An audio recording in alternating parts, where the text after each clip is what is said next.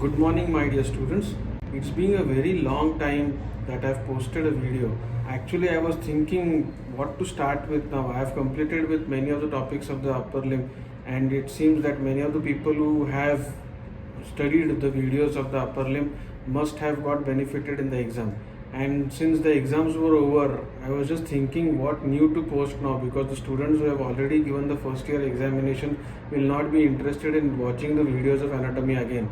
So I thought that I should start with the lower limb now, even if and I request all of you, all my subscribers, all my dear students, even if you have passed the first year exam, these videos will always are going to help you to revise anatomy, because anatomy is not a subject which is restricted to the first year.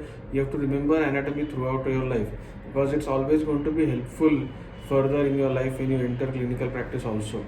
So I'll just make a short video on how we are going to go about with the lower limb.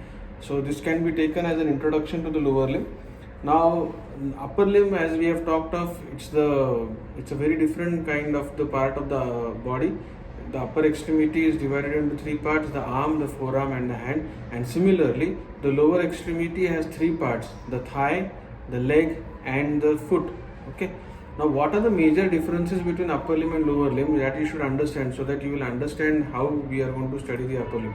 In the upper limb, what we had seen, that the anterior compartment of the upper limb was flexor, and in the posterior compartment is extensor.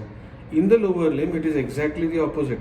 The anterior compartment of the lower limb is extensor, and the posterior compartment of the lower limb is flexor.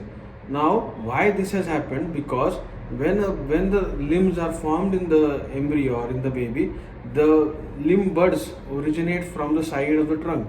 Okay, so the upper limb is originating from this side and the lower limb originates from the lower side. And there is going to be a rotation of the limb buds of the lower limb, and that is why there is going to be a transposition of the surfaces of the flexor and the extensor surfaces. So meaning thereby the extensor surface was posterior in the lower limb, but because of the rotation of the lower limb which happens during development, the extensor compartment which was posterior comes anterior. And therefore one thing you should understand, that in the upper limb, in the forearm, you have two bones, radius and ulna.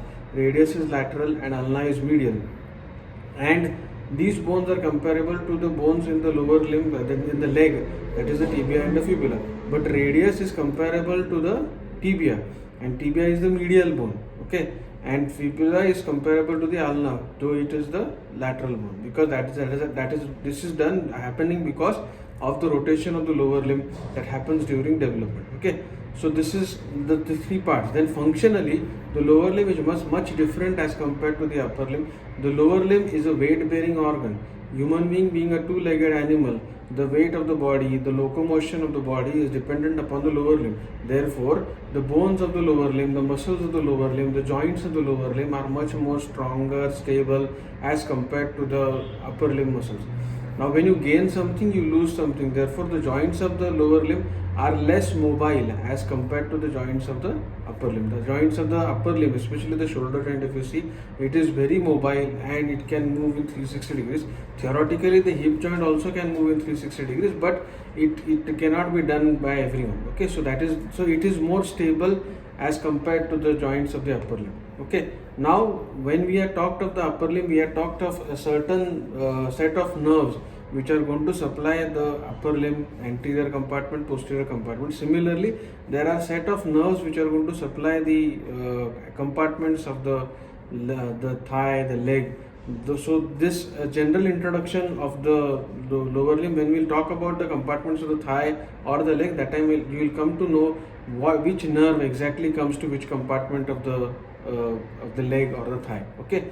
Another important thing which is characteristically different in the upper limb and in the lower limb is that lower limb, because it is weight bearing, and we are walking on the lower limbs, and blood from the lower limb has to ascend against gravity. Therefore, there is a lot of modification in the veins of the lower limb, and the veins of the lower limb are in two groups, like the veins of the upper limb, superficial group and deep group.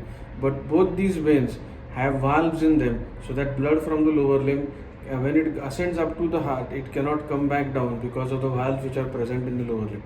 Okay, and another modification which happens in the lower limb is the we have the palm here, the hand, and you have the foot there in the lower limb. In the hand you had the palmar surface and the dorsal surface. In the foot you will have a plantar surface, meaning the sole of the foot and the dorsum of the foot as the two parts of the foot. Okay, so this was just a very short video, just to begin with after a very long break.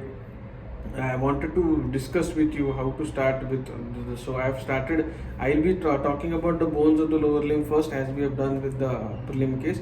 So we'll first introduce the bones of the lower limb, and then slowly we'll go towards each compartments of the lower limb, and we'll complete the theoretical topics also. Okay, I hope you will like my videos and continue following my channel even if though you have passed the first year, and please refer your friends and the students who are going to take new admissions to the first year, so that they will get benefited with all these videos, and they will also like the video. Okay, so thank you very much.